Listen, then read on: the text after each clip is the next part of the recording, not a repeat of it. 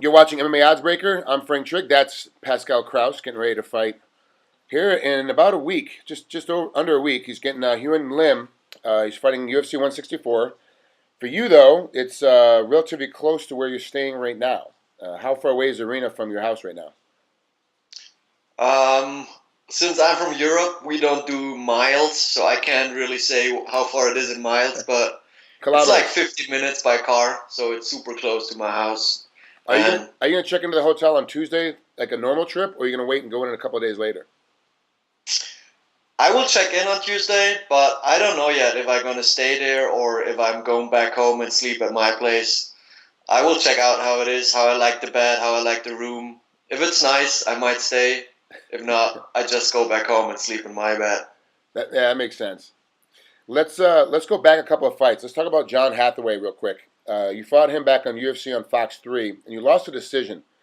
What happened during that fight that you think are going to correct now to keep from losing the next one? The Hathaway fight, I was coming off a super long layoff, 1 year and a half being out of fighting, out of the octagon. So that was probably the biggest thing that's different from right now because I fought not too long ago, still have the feel how it is to be in the octagon. And yeah, that night he simply was the better man. He used the tools better in MMA. He was more diverse. He used his wrestling. He used his groundwork too. So he deserved to win by points. Right now, I feel like I'm the better guy in every aspect over Lim.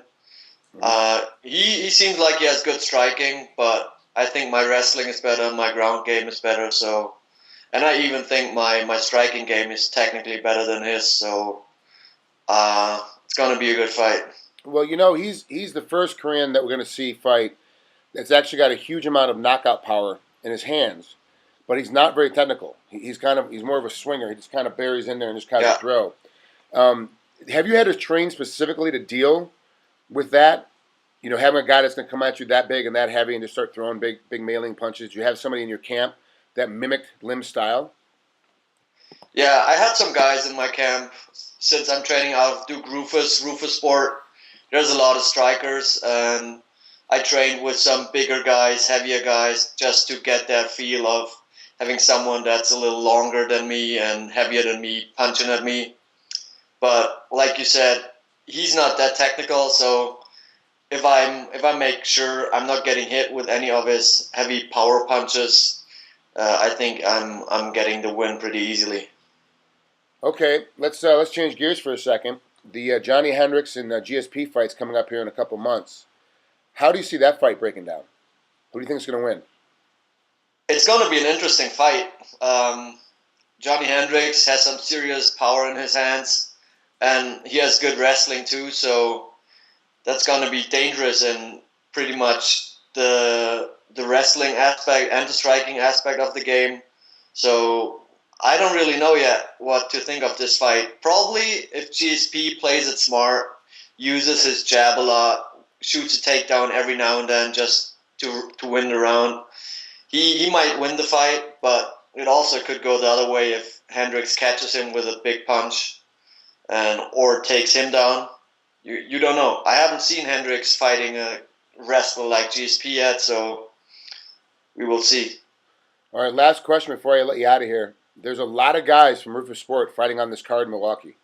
Has it been tough to keep the train together because it's not singular focused just on Kraus? It has to be focused on Pettis and everybody else that's getting ready to fight as too. Koch is fighting as well. Like, you have a lot of guys fighting. Has it been tough in the room trying to get the specialized individual attention that you need to get ready? Not really. The coaches made a good job of splitting the attention up for everybody. And another fact that comes with that there's that many people fighting out of one gym on one card, is that everybody's motivated. Everybody shows up in the gym 110%, is ready to go. There's no one like trying to, I'm not feeling that good today, so I'm taking it easy. Everybody was in there every day, so we pushed each other. If you don't feel it one day, the three other guys fighting on the same card as you tell you, hey, let's go, you got to do this. get that workout in. So I think it's more of a benefit than actually. What's the right word for it? A hindrance, more of a benefit than a hindrance. Exactly, having more guys fighting on the same card. Pascal, thanks. I know it's fight week. I really do appreciate you coming on here at MMA Odds Breaker. Good luck next week against Mr. Lim. It's going to be an interesting fight for me because I want to see your wrestling, of course, because I'm a wrestler. I want to see your wrestling and your ground game, put them away quickly. That's my personal belief, but I want you to try and make that happen. All right, I will give my best. Thanks, Pascal. We'll talk to you soon, bud. See you. Bye.